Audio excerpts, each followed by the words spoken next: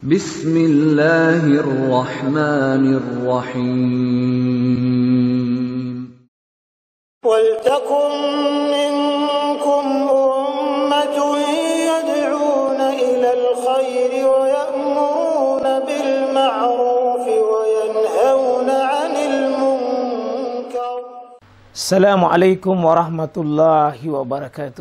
Dengan kesyirikan berupa riya, sum'a, al-ujub dan kibria, ya, yang terpesona dengan pujian orang lain, yang mengharapkan pengakuan dari orang lain. Ibadah ini iyyaka na'budu, hanya untukmu.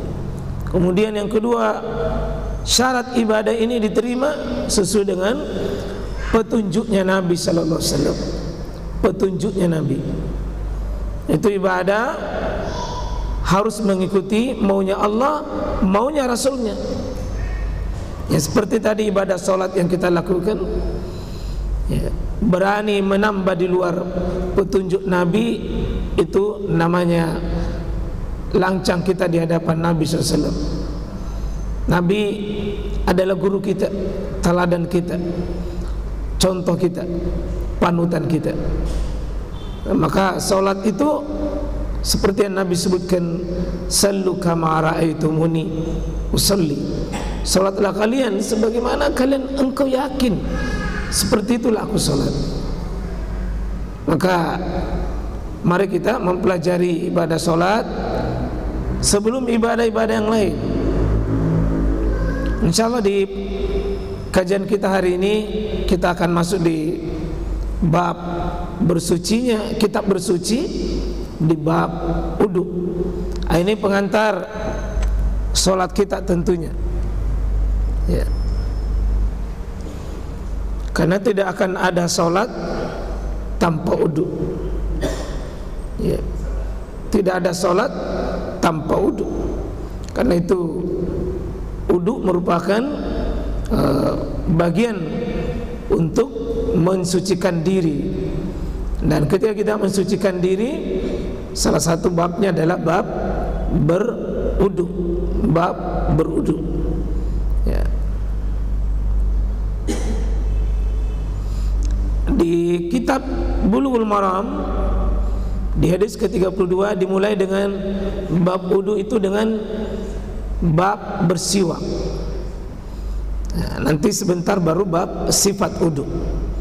Nabi Hurairah radhiyallahu an Rasulullah sallallahu alaihi wasallam qala, ya, di sini Nabi sallallahu melalui hadis Abu Hurairah mengatakan, laula, sekiranya tidak, an asyukka ala ummati, sekiranya tidak membebani ala ummati, atas umatku, ini umatnya Rasulullah SAW, la amartuhum bisiwak, maka saya perintahkan pada mereka, yakni umat Nabi kita ini Muhammad, untuk bersiwak ma'akulli udu, setiap mau berudu.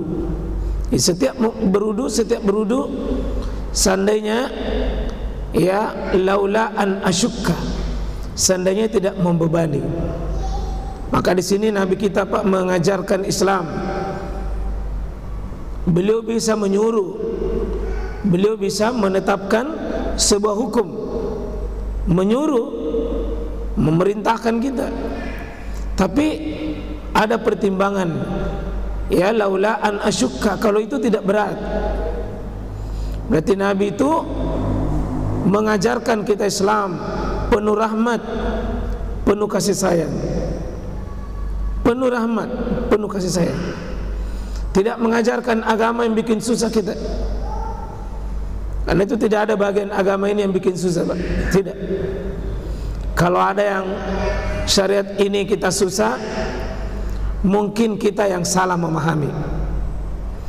Atau yang kedua, memang kita yang bikin susah itu, salah melakukannya, salah dalam menerapkan.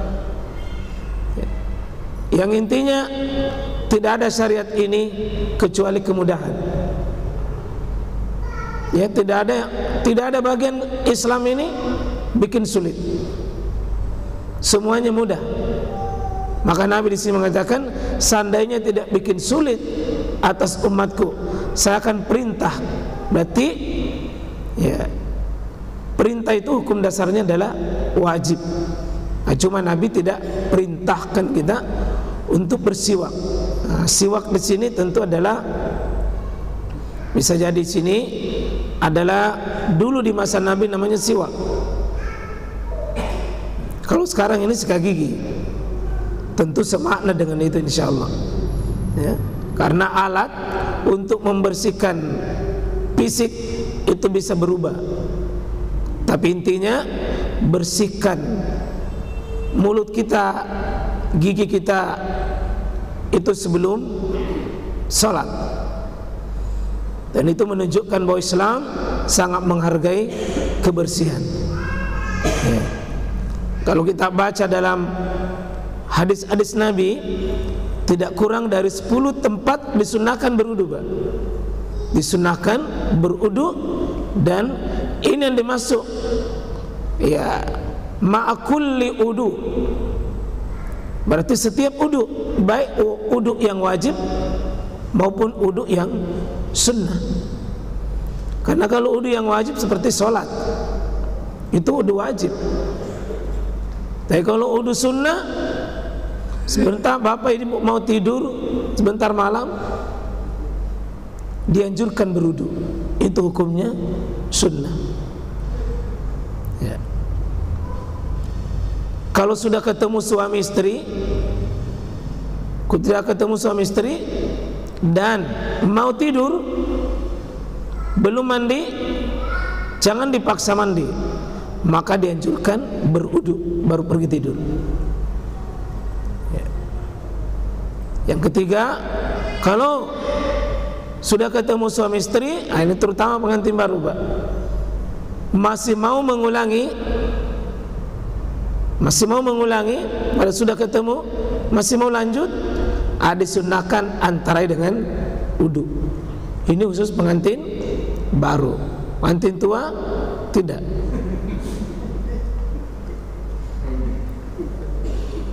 Kenapa tidak? Ya, memulai saya satu itu sudah luar biasa nih. Kalau pengantin baru bisa dia berulang-ulang, maka boleh sebelum ke yang kedua, ketiga diantara dengan wudu. Ya, dan seterusnya, Pak. Sudah makan yang terkena langsung bakar seperti jagung bakar, sate bakar, ya, itu disunahkan berwudu kalau sudah makan, meskipun tidak batal wudunya. Sebenarnya kalau sudah kita mau sholat isya, meskipun ada wudu tak boleh saja, dan sunnah mengulangi berwudu meskipun ada wudu. Meskipun sholat maghrib ada wudu, ke isya itu bisa dipakai wudunya, bisa. Tapi kalau dia ulangi wudunya, itu lebih baik. Itu sunnah namanya. Ya. Jadi mau berdoa, mau berzikir, bagusnya ada wudu. Bahkan kalau mau keluar rumah, bagusnya ada wudu. Ya. Salah satu amalan orang beriman, Mbak, menjaga wudunya di setiap keadaan. Di setiap wudu ini dianjurkan bersiwak. Tentu bersiwak dengan ya sikat gigi hari ini. Ya, karena bersiwak sangat mencerahkan wajah, juga mengundang malaikat mendekati seseorang. Jadi kalau ada orang yang bau mulutnya itu, Pak, malaikat tidak mau mendekat, tidak mau mendekat. Nah, itulah sebabnya dianjurkan ini membersihkan diri. Akhrajahu Malik, hadis ini dikeluarkan oleh Malik wa Ahmad dan Imam Ahmad, wan Nasai dan Imam An-Nasai, wa sahahu Ibnu Huzaimah dan disahihkan oleh Ibnu Huzaimah. Hadis ini dipakai Ahmad, Malik, Ahmad, An-Nasai 3, bahkan 4 Ibnu Huzaimah langsung mengeluarkan dan mensahihkan.